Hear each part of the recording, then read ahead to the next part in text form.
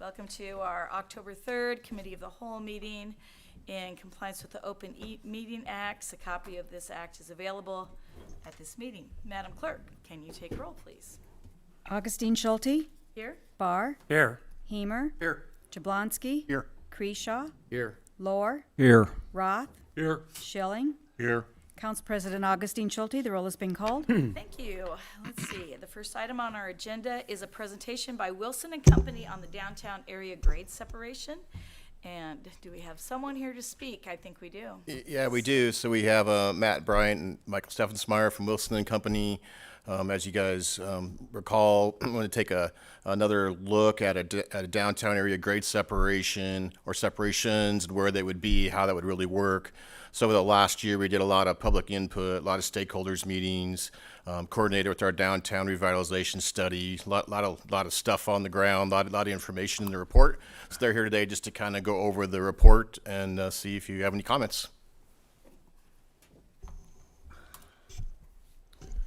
Yeah, so thank you.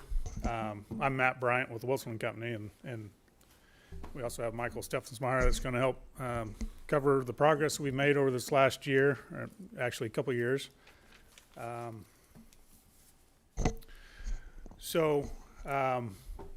Rick mentioned, starting off, we'll give a little background on the project for folks that might not be as familiar with the study and what we're trying to accomplish. There was a lot of findings, research on existing facilities, that type of stuff, and inventory and traffic conditions that we'll kind of touch on a high level, and then kind of get into a little bit of the alternate concepts that we've developed, and then kind of through the course of the year too, being able to filter those down to kind of three main concepts to carry forward. So with that, again, the task we were charged with was looking at the next evolution, right? As you've had these other viaducts through town, and so you're familiar with what those are. And the kind of the last big area to service is the downtown core. And so we're kind of looking at 15th Street on the north, 9th Street on the south, and then 30th to 18th Avenue was kind of the study area. And with the main focus on corridors and the blocks between 26th and 23rd Avenue. And of course, we want to be able to accommodate all types of mobility, so trucks and vehicles obviously, but also pedestrians, people on bikes, and people with potential ADA accessibility issues. So trying to make it, again, a welcoming environment for the downtown, and safety is obviously the main priority, trying to get that last grade separation and provide access through the downtown and both sides of the tracks. So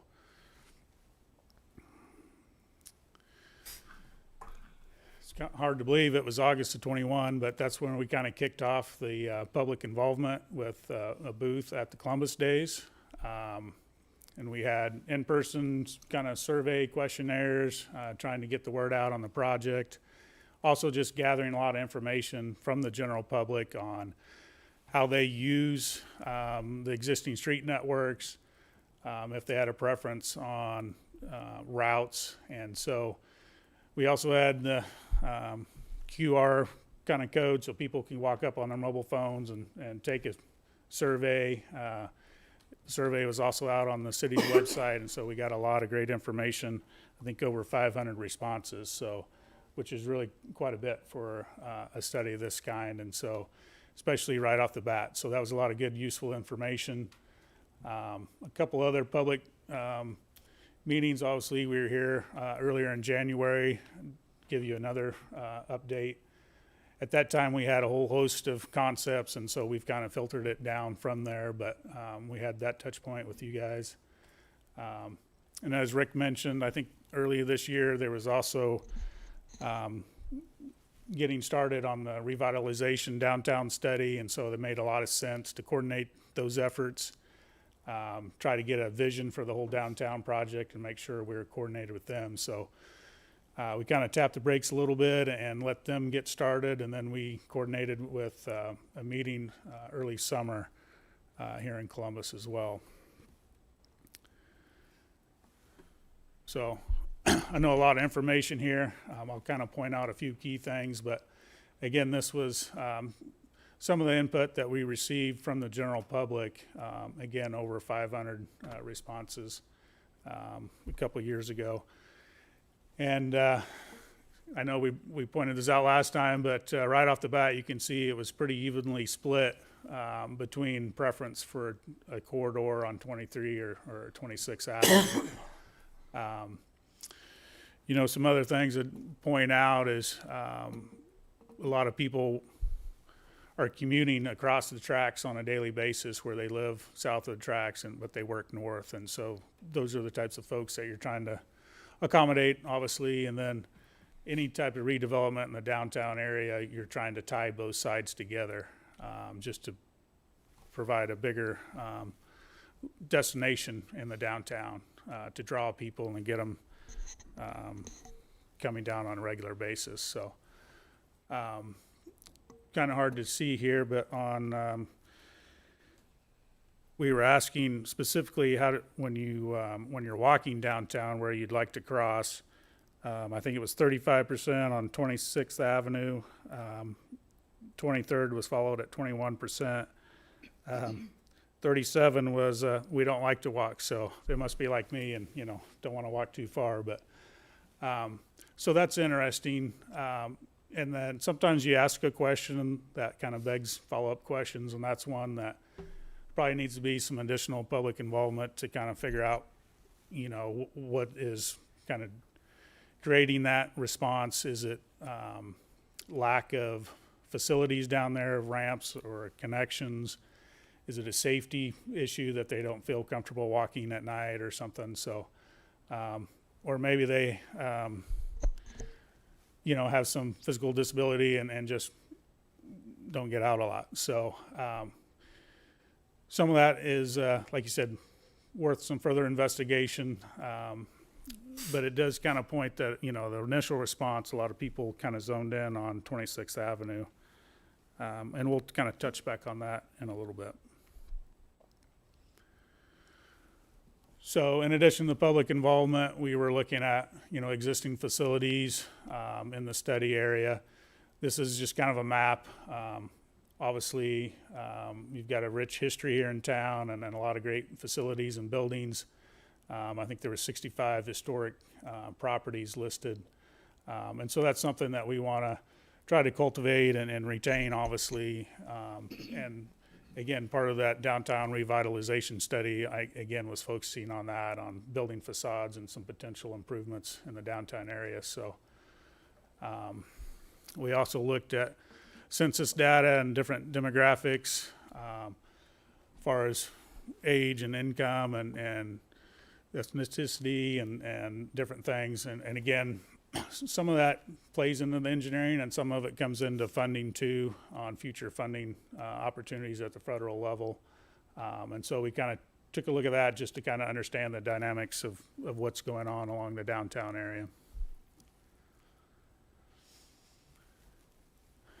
These are sites, again, in the study area that had potential for hazardous materials.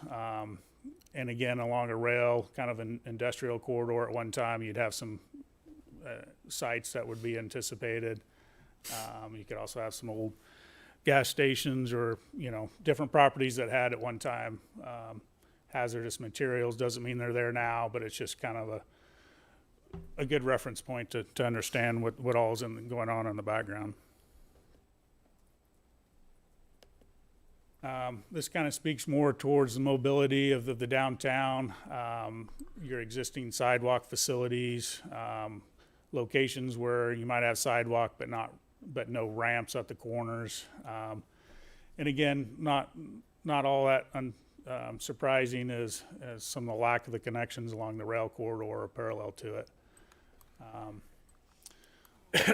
Obviously, you've had some changes with the 18th pedestrian bridge going in and closures at some of the other traditional at-grade crossings. And so, you're down to the 26th Avenue and 23rd Avenue as far as existing crossings that are still in use today, plus the new 18th Avenue bridge. So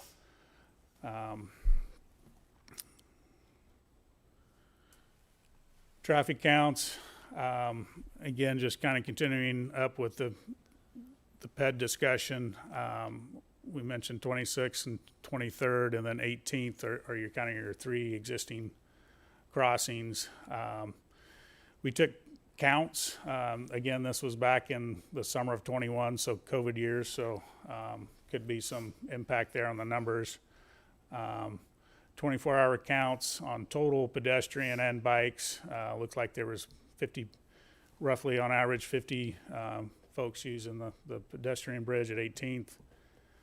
23rd corridor was 90, 26 was 110. So again, that kind of reinforces that original survey question where we had a little bit higher percentage targeting 26, which kind of makes sense when you look at the overall corridor of where the core downtown is with the square and some of the key businesses there.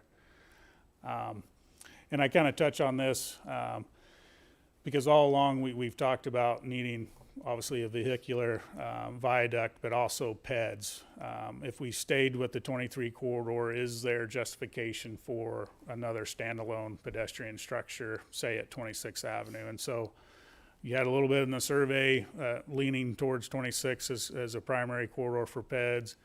This kind of also reinforces that same issue a little bit. And so if you did just accommodate them at 23rd, you'd be looking at combining both these numbers if you could get folks to walk those 3 blocks. So you'd be looking at roughly 200 north-south movements, which is, kind of 4 times what you're getting at 18th Avenue structure. So touching on cars, we looked at the key intersections, through movement, turning movements. All that was data collected again in 21, so could be impacted a little bit by COVID numbers. And then that kind of feeds into traffic analysis that we'll touch on again later. But so now I'm going to turn it over to Michael to talk a little bit about kind of the top options here. Yeah, so when looking at all these treatments, obviously we looked at a lot of the data that came through. Only one more person voted for 23rd Avenue, but we started with 23rd, just looking at vehicular movements, and really starting out, what can we do in the right of way that we got now? What's the least impactful? So this was the first option here of a viaduct on 23rd Avenue. It has a 5% grade on the tangents leading up to and over the bridge. And that's to accommodate both pedestrians and vehicular. We looked at some other steeper grades that are allowed for vehiculars, but we ruled those out just so we could accommodate pedestrians. And so I won't go into too much detail on this diagram here, but some key features to look into. On the south side of the tracks, with the clearance there, 11th Street would still be able to pass through underneath the viaduct. So that gives you still some connectivity underneath the viaduct on the south side of the tracks there for those businesses that are along 11th Street. Like I said, we tried to keep this the least impactful. So when you go over to the north side of the tracks, there was not enough clearance for 13th to go underneath. So that had to be used with some cul-de-sacs. And sometimes cul-de-sacs are great use in a downtown area as well. You have more availability for parks and aesthetic treatments in the downtown area there as well. So not necessarily a bad thing, but for pedestrians, it's a great use of space. There's some availability for a pedestrian underpass as well, so they could pass underneath 13th or under 23rd Avenue. And then also with this option, it comes with some availability based on costs. You wouldn't necessarily have to span the whole length that I'm showing there in that gray shape. That is basically where the viaduct would be. You could make the viaduct smaller depending on costs, like I said, with future maintenance, and you could do some MSE walls. So some options you can do there. Underneath the viaduct, there are some great options too. You could do some parks, and a lot of communities have done some things underneath viaducts as well. So this is a great option. Like I said, just kind of keeping least impactful along the corridor. I know we show there are drawbacks, there's impacts. We don't know what those impacts would be at this point. We were just identifying some of the properties that are along it, you know, whether you got a driveway that leads onto 23rd Ave that would be impacted, a front door, those kinds of things. But as far as the true impact, we wouldn't know yet until we get into some further details. And then looking at 23rd again, so this option kind of stemmed from the 2001 study that was done way back when. We looked at it, refreshed it, brought it up to the new design standards. Again, looking at what we're impacting, you know, how traffic flows. A great thing with this option is you would be able to keep 11th and 13th open underneath the viaduct for vehicular and pedestrian movement. You know, the north and south, you can kind of see there's some loop connectors there where you can keep kind of the lower traffic from 12th to 13th movements. You get the alleyway movements connecting on 11th Street on the south side of track. So this one has some good mobility and movement options with it. Obviously, you can see shifting it to the east is going to be very impactful on some of those buildings on the east side. So there is some bigger drawbacks with that. Again, you know, based on cost, you can, again, keep the long viaduct or you can shorten it with MSE walls. It just kind of depends once you finally get into those finer details in design. And like Matt mentioned before, you know, we did look at this from more of a vehicular standpoint while still accommodating pedestrians. But with both of these two options, you could essentially build another pedestrian structure over at 26th to further accommodate the larger pedestrian movement at 26th Avenue. You know, those can always be accomplished with switchbacks, kind of like the 18th Avenue viaduct was done, or you know, maybe some kind of plaza with elevators. So another way that can be paired with these two options as well. And then kind of a unique option we were asked to look at was kind of connecting 23rd to 26th in more of a diagonal effect. Really, and what this one mainly was to accomplish was to not be impactful north of the tracks with the kind of the main core of downtown.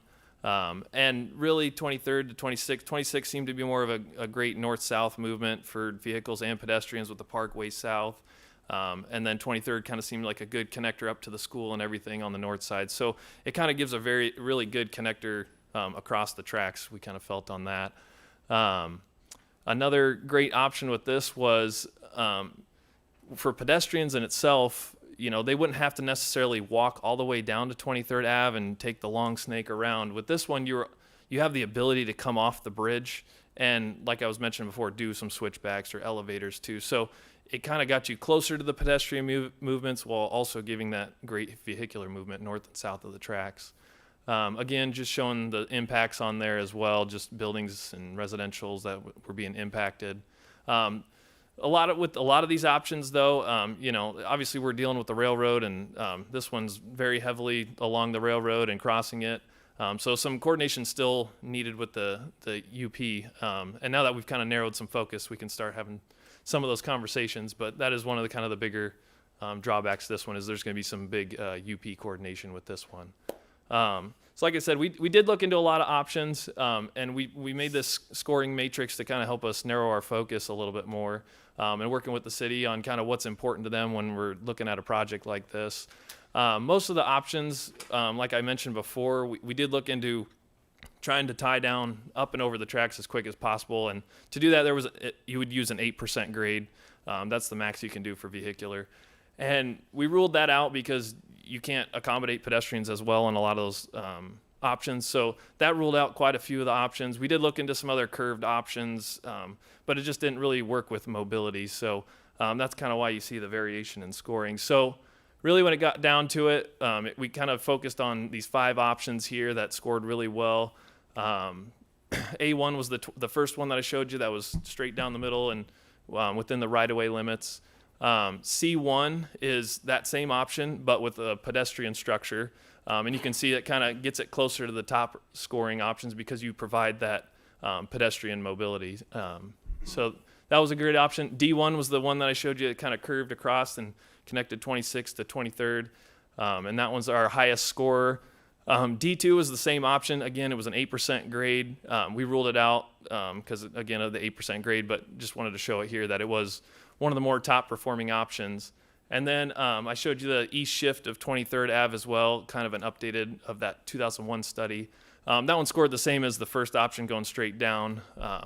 But again, just kind of what you want from a feel from a downtown perspective. And with those two options, like you see on C1, A1 and E2 can be scored higher if you add that extra pedestrian structure. So like I said, we looked at a lot of great options, kind of narrowed it down to this focus, and we can move forward kind of with some of these options, but more public involvement is probably needed just to get a better feel for how people like some of these options, or if that we need to score these a little bit differently just based on conversations you have. And we want to make sure we're getting what everybody wants in the downtown area. So let's see, I think I'll kick it back over to Matt to kind of talk about how these options really affect, vehicular and pedestrian movements and what it looks like for the city moving forward. So.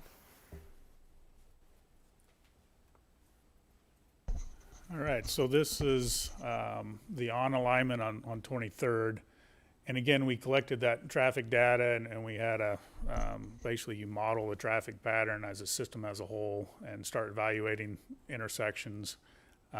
Performs very well, even out into we projected out to 24, kind of future traffic with a little bit of growth. As Michael kind of touched on, we were closing access at 11th and 12th, where they're kind of truncated with cul-de-sacs. Trying to, as an option, you can have a structure in there to allow pedestrians to cross underneath, which would be an option again going forward. But overall, the system functions very well with this option from a traffic standpoint. And as Michael mentioned, the pedestrian structure at 26 is really kind of a big question of, is that really what the city wants to do? Again, trying to service the square and the kind of the core of the downtown. There's studies that show that the distance from, if that's where the traffic is generating for them to travel, 3 blocks over to 23rd Street and back around is getting kind of to the limits of what people are willing to do. So, but it's a big decision. Obviously, there's a lot of costs with a whole second standalone structure. And so that is something, again, public involvement and city input that we're looking for from a pedestrian accommodation. This was the kind of diagonal D1 option. Again, there's a route here where we could leave pedestrian access under, but close crossings. This one had a kind of a pedestrian plaza that Michael mentioned that helps touch a little bit to the local core of the downtown. So pedestrians wouldn't necessarily have to take the full route if they didn't need to, that this would be kind of a jumping off point. On the south side of the tracks would be another point where they could jump off here versus going clear down to the kind of the touchdown points. So again, from a traffic standpoint, this functions very well. So costs, and again, it's been kind of a strange few years here, just with projects that have been bid on the state level, contractors, scarcity in materials with certain supplies, and there's been a noticeable jump in kind of prices across the board on a lot of projects. And these are kind of infrastructure costs, so kind of big picture costs. But does not take in to fully account, utilities, right-of-way acquisitions, those type of things, future design costs that would be part of the true project costs. So these are kind of more just the construction, bridge, grading, pavement, storm sewer, lighting, those types of big ticket items.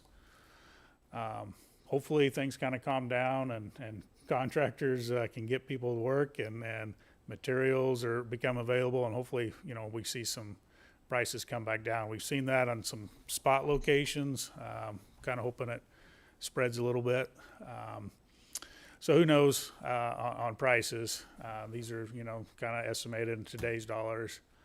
And again, the pedestrian bridge structure, again, would be another investment if that was something that the city was interested in exploring further. I believe the 18th Avenue was like 3.2 million when you did it.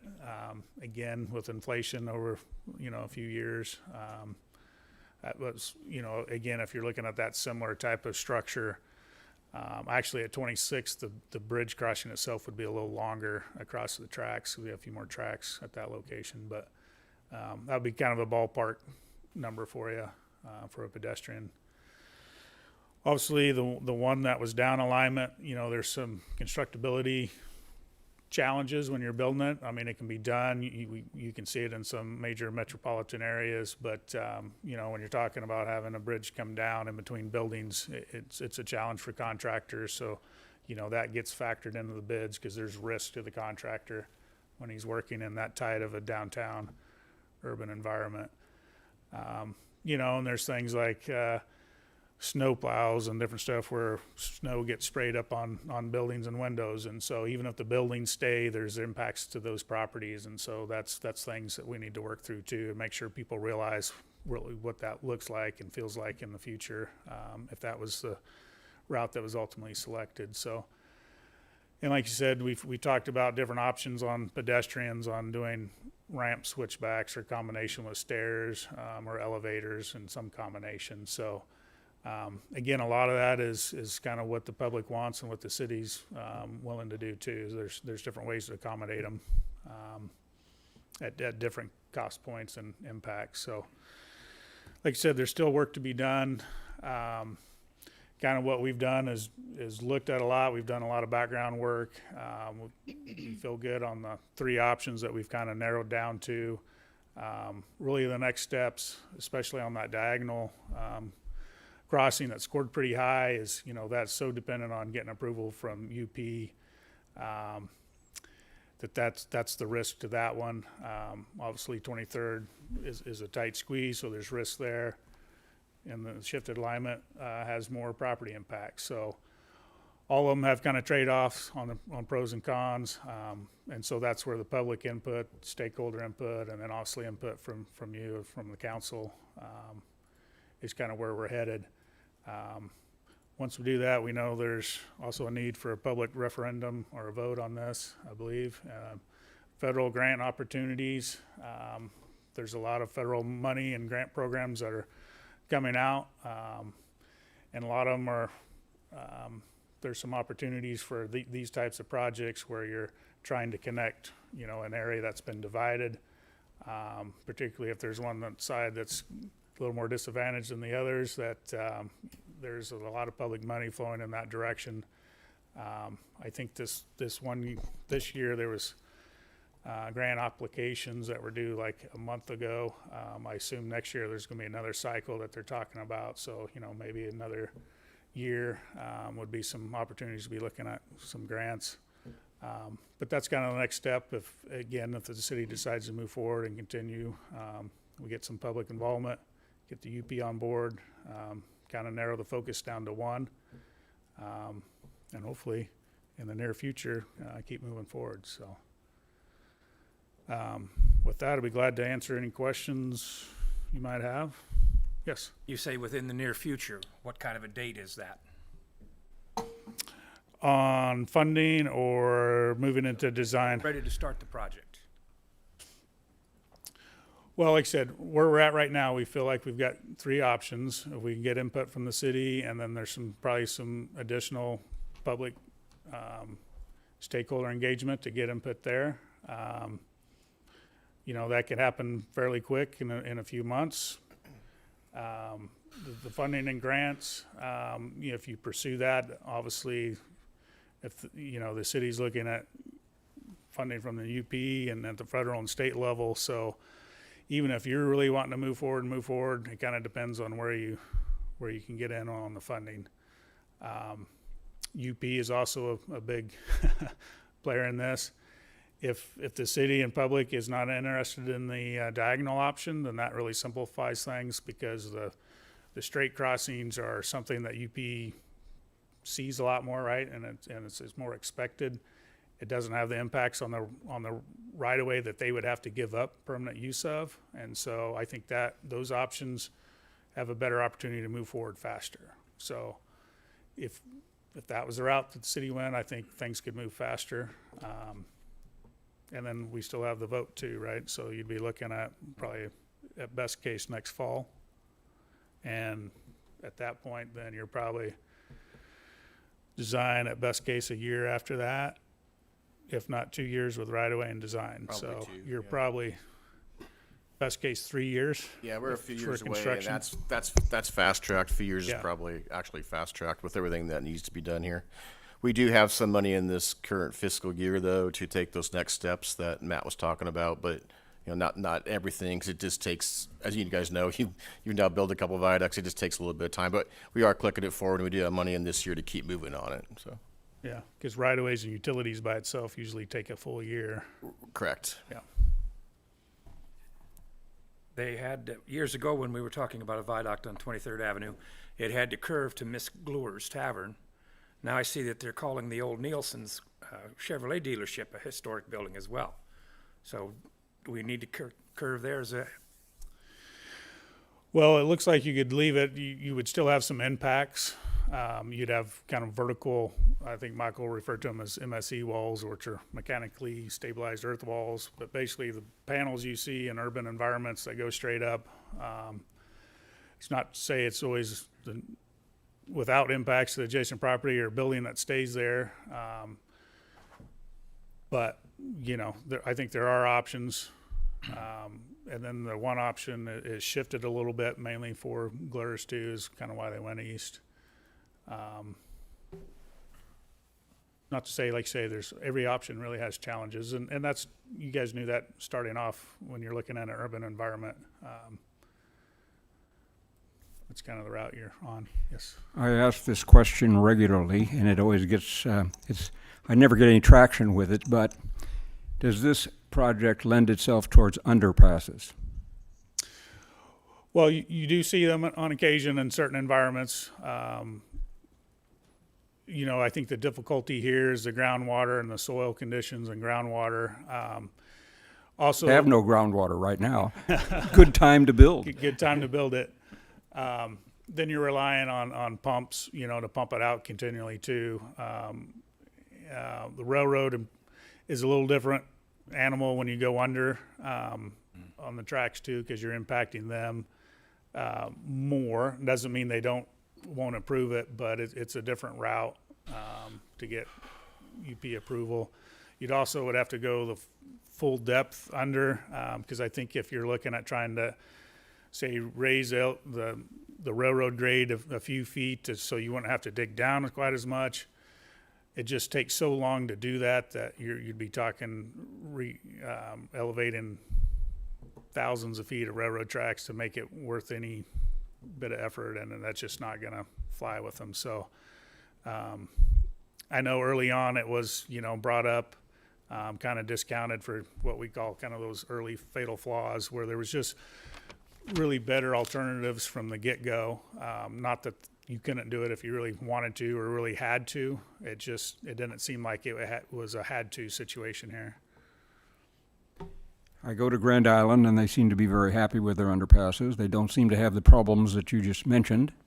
I look at the North Sea or the from Britain to France, and it's a long, long ways, and it seems to be getting along just fine. What's the issue here? Why can't we do it when they can? Well, again, for the same reasons, there's just easier paths. Again, when you're talking about going under channels, that was a necessity. That was the solution that made sense. Here, there's other solutions that seem to be an easier, straightforward path. It's not to say you can't do it, and like you say, there's just maintenance. Certainly long time if you're pumping stormwater out and groundwater, if you did have groundwater constantly coming into your base there. or you have to waterproof it. And again, the rail coordination is different when you're supporting their rail tracks, and so it becomes a rail bridge versus a road bridge over that someone else is dealing with in the future, right? So they're gonna have to take multiple or a wide rail bridge on. And so when you're dealing with the UP, if you don't have a lot of leverage, it's hard to convince them to take on more risk and more investment on their side of the fence. And that's kind of where I would see kind of a major issue. I was going to ask you, in Grand Island, you've got UP and you've got Burlington. Do you know if the underpasses go under UP or under Burlington? I mean, do you know that? Is one maybe more Giving? easier to get along with? I mean, from history, Burlington is a little easier for communities to work with, is what I've Right, heard and read and done some homework on. right. And some of those structures have been there a long time too, you know, and I'll just say maybe things were a little bit easier at different times. You know, we got different regulations and seemed like everything takes twice as long. And again, not that you couldn't do it, you know, you can engineer it. It just is it practical from a cost standpoint? And whether you could get UP to take on that added risk on their side. I'm not convinced. I know. You're going to ask me next time I come back in. I'll be ready. On your option one, you're closing 13th Street at both sides of it, and you're closing 12th on the west side of it. I'm sorry, what option were you talking about? I think it's your first one. Okay.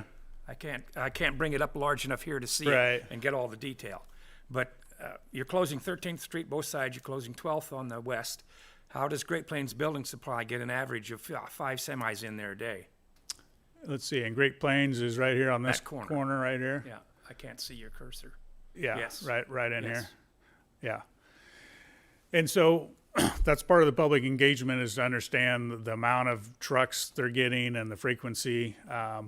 You know, you can make this larger to accommodate a truck turnaround. I don't think it was on this option, but another one where we oversized the cul-de-sac. But those are all good valid points that we'll have to really make sure we understand. You know, you have traffic circulation on the backside.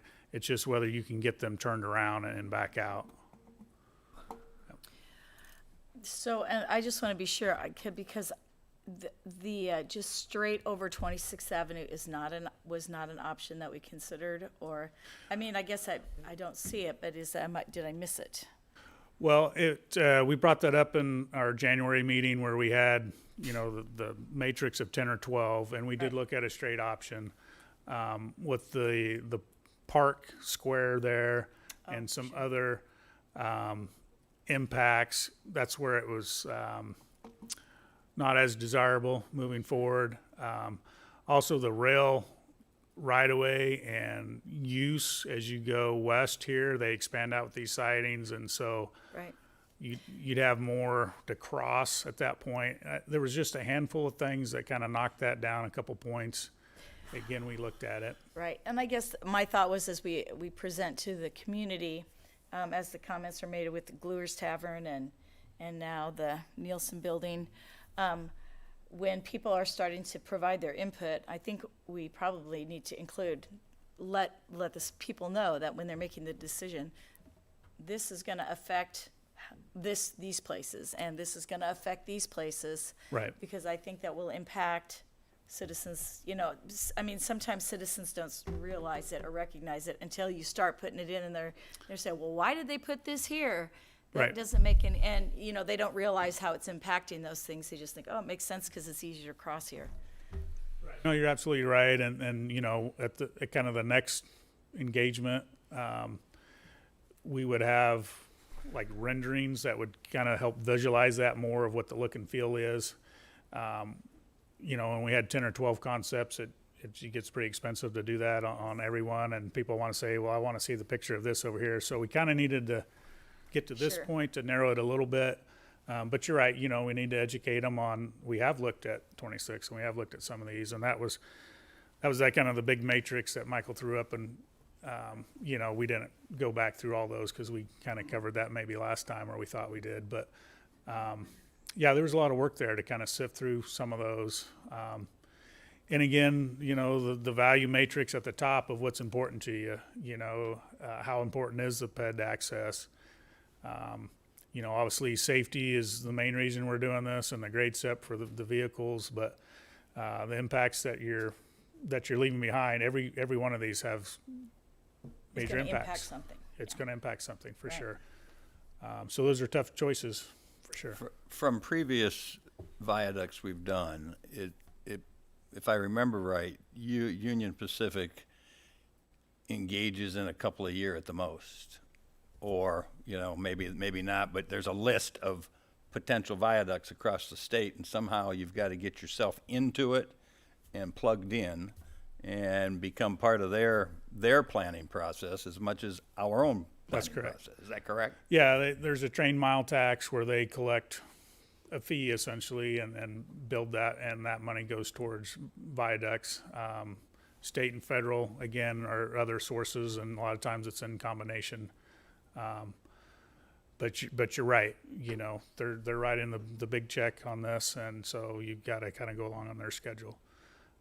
Like I said, I think there's additional funding and grants out there that would potentially apply to this because of the kind of divisive corridor that's out there versus just the traditional grade set money. Can you apply for any grants and/or permission with a schematic, or does it have to be the definite? Usually you have to do a report and a little study, which we've got a great background for to build on. There's probably a little bit more involvement and narrowing of focus. I know our offices out west had Casa Grande, Arizona, and they were just completing one. They submitted an application, like I mentioned, about a month ago, kind of a similar rail corridor. But so yes, there's a great foundation here to build off. There's a little bit more work to do on filling out the paperwork, and especially in the federal grants, you know, going back to those demographics of the population and how that's split out compared to the city at whole, or the state at whole, makes a big difference. And I think that's what we got in our, you know, our budget this year, is to take those next steps so we can get to that part. So does anybody else have any last questions for Matt? Thank you very much. Yeah, thank you for your time. yeah. Look forward to working with you. Thank you.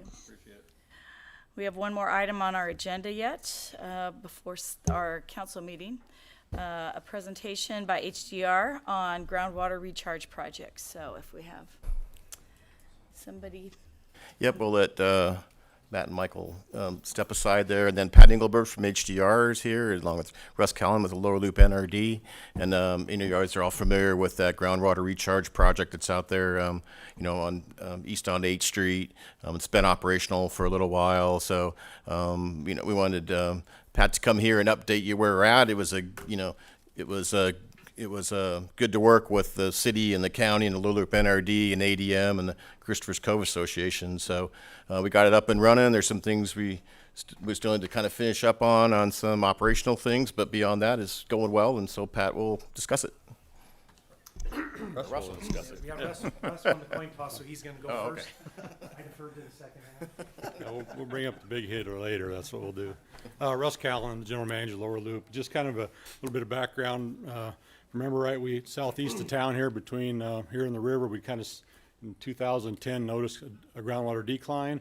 Our staff kept an eye on it. We started getting some complaints from some of the folks in that area about decline in the groundwater, so we had got with HDR to kind of start a study to evaluate the water in the area and see where we could go from there. So I'll turn it over to Pat as far as the presentation to do the rest of it. So. All right, thanks, Russ. I appreciate it.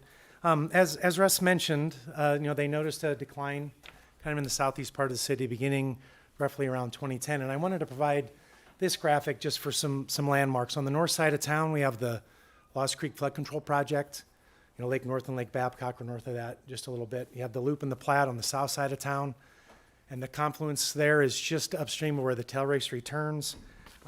Another thing I wanted to point out is The old Lost Creek Channel, south of A Street, kind of winds around.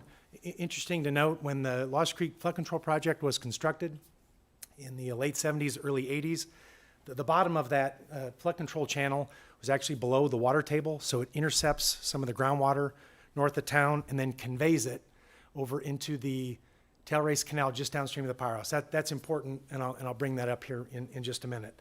Wanted to kind of really quickly go through a little bit of the history, how we got here. So back in 2015, over 7 years ago, we initiated the feasibility study to evaluate the extent of the decline and how we might be able to offset some of that decline. And so what we noticed is between 2010 and roughly 2014, we saw a cone of depression develop right here in the southeast part of town, south of 8th Street, between Christopher's Cove and the Tailrace Canal return into the Platte River. So we developed concepts in order to mitigate that decline. The goal was not to arrest the decline or bring it back up to pre-2010 levels, but to try to develop some concepts that would allow us to reduce the extent of that decline to the benefit of all the water users in that area, whether they're ag, commercial, or industrial, and recreational too, to some extent. What we came up with was a recharge concept where we could take water out of the Tailrace Canal, get it into a pipe, run it down 8th Street, and dump it into the Lost Creek Channel in an amount equal to or slightly less than that amount of water that gets intercepted north of town by the flood control project. So that project had a lot of benefits to the city. One of the slightly negative impacts is it did kind of take the hydrology out of the system in the lower part of the Lost Creek Channel. So the concept is, let's take some water out of the Tailrace Canal, run it down 8th Street, discharge it into the Lost Creek Channel, allow it to pond there, adjacent to the low water crossings, and then through infiltration, it will begin to offset some of the declines that they've seen in there. A second location that we could recharge is Christopher's Cove itself. It's a sandpit lake. It's directly connected to the water table. So if we can get a couple feet ahead over what it is normally, over time, that water will infiltrate back in, and it increases our spatial footprint of the area that we can impact to reduce those groundwater declines.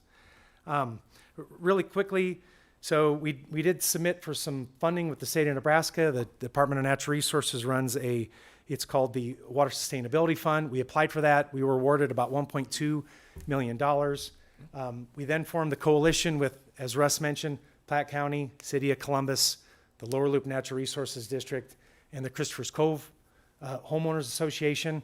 There was also another financial partner that was involved with that coalition, that being ADM, and the combined effort of those folks was another $1.2 million.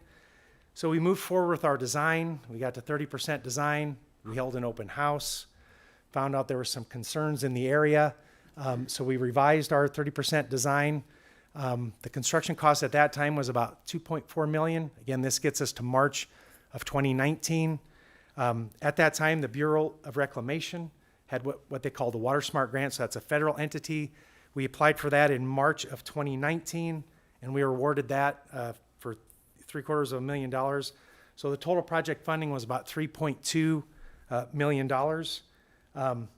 We completed our 30% design then in October of 2019, which allowed us to apply for all the permits from the federal agencies, the state agencies, and then both the city and the county.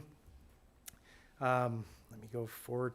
So in August of 2020, we did complete consultation with the Corps of Engineers, the U.S. Fish and Wildlife Service, and the Bureau of Reclamation. That was a pretty big milestone for us to continue to move this project forward. Then we did receive our provisional Platte County permit in January 2021 to allow us to occupy the area within their right-of-way between 8th Street and the adjoining properties. However, as part of that, we did have to do a few modifications to the design, so we revised that final design. We put it out for bid in February of 2021. Unfortunately, a week before we put it out for bid, that major storm moved through the southern part of the United States. Most of Texas was without power, significant damage. And unfortunately, it drove the prices up on our project. We did have the bid opening then on March of 2021. It was awarded to Rutchins Construction out of Tilden. We've worked with them in the past on projects around the city of Columbus. They're a very good contractor to work with. And construction began in May of 2021, so a little over a year ago. Through supply chain issues and other issues, it finally was up and operational and running in July of 2022. And so I'd like you to walk through just real quick how the final design works and where we're at today. So we constructed a surface intake pump station right adjacent to the canal. What that does is it pulls water in by gravity into a very large wet well right adjacent to the canal. We then pump it in a 14-inch transmission line right down 8th Street Road, and then it discharges into Lost Creek Channel on the south side of 8th Street. Water is then conveyed down the old Lost Creek Channel, and there are 6 or 7 low water crossings that exist there. So 24-inch pipes and a small little roadway to allow the farmers to have access back and forth. What that allows is the water to pond up to 12, maybe 18 inches deep, which promotes additional infiltration because there's greater head that exists out there. Another thing I wanted to note is the Lower Loop NRD, through their monitoring program, has a series of groundwater monitoring wells. They send a signal every second. We track it about every 15 minutes, so there's real-time reporting of the groundwater in that area. Also, as part of that project, we installed 3 surface water level transmitters. So we know how deep the water is at 3 points along that system, because the big charge that we had at the start of this project was no third-party impacts. We don't want to impact anybody, so we are monitoring real time the water depth in the channel as well as how it's impacting the groundwater. Here's a couple. The second component is we constructed an auxiliary well just north of 8th Street that can take the water that is recharged or that is infiltrated and take it up to our second source, that being Christopher's Cove. And it kind of serves 2 purposes. 1, it allows us to utilize Christopher's Cove, and 2, if we see that we're increasing the water level too much in the neighborhood right here, we can run that well to help lower it, to help folks in case they're having any issues in their basements. Really quick, I know we're running short on time. Here's a photo of the surface intake pump station when it was being formed up adjacent to the canal. Here's a shot where they're putting in the 14-inch transmission line just on the south street side of 8th Street. You can see it's a very, very tight corridor. They did a really nice job in getting that done. Pretty intense time when they're working in and around ADM. There's a lot of controls going in and out of that facility, and if they go down, every minute was a pretty large sum of money. Here's a good shot of them putting the outlet pipe in Christopher's Cove. I can't imagine what the neighbors out there thought when that was going in, but they did a nice job of getting that in a timely manner and got it cleaned up. A couple things on the operations. It is tied into the same system that the City of Columbus uses.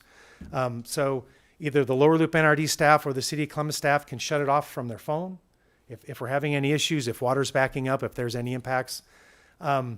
We have established what we call triggers. So if the water gets too deep and we're recognizing it at those water level recorders or the groundwater monitoring, we can shut it off immediately. We do have the flexibility to operate it at the intake pump station between 1,700 gallons a minute and 2,500 gallons a minute. We're trying to find that sweet spot so that we're not running any water out the downstream side of the project. Anything that goes past River Road, we lose right back to the river, and it doesn't replenish our water table. So as soon as we see water passing under that culvert there, we shut her down. And again, the real-time monitoring is ongoing. Here's a few shots of it operating. This is the outlet structure as it's going into Lost Creek Channel. This is at a discharge of around 2,300 gallons a minute. Here's kind of a view looking back to the southwest from the outlet structure, just south of 8th Street. Here's a view from a drone looking west. That's East 14th Avenue at the top of the screen. So this is after it was fully operational. Water's between 14 and 18 inches deep through the whole system. Here we're looking back toward ADM, is at the top, so that's looking in an east-southeasterly direction, just to give you a perspective of what the channel looks like now that it's running. Here's a couple of the groundwater monitoring wells that the NRD manages. This is mid-April of this year on the left-hand side of the graph. That's the depth to the water table. It remained pretty static between 15 and 16 inches below ground. Once we started operating and we were testing it around the 4th of July, we noticed a continued declining trend between 18 to 24 inches. Declining in that the water table had risen 18 to 24 inches as a result of our operations. Early part of September, we were running water past River Road, so we shut it off, and you can see it's responding. The water table is starting to go down again. So next steps for us, we do have a little bit of instrumentation and control that we have to get completed. We will continue to operate and monitor. We're always testing, learning as we go on. What's the right amount of water to get into that system? How is it responding? And are we impacting anybody?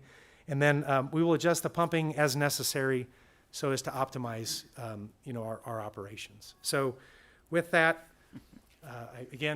pressed for time. I talked as fast as I could. Hopefully I made some sense. You did And I hope my parents aren't watching. So any questions from anybody? You did a great job, and I think the one takeaway I hope we get from this is that this was a project of mutual work of many entities that usually is hard to get to come together and get completed.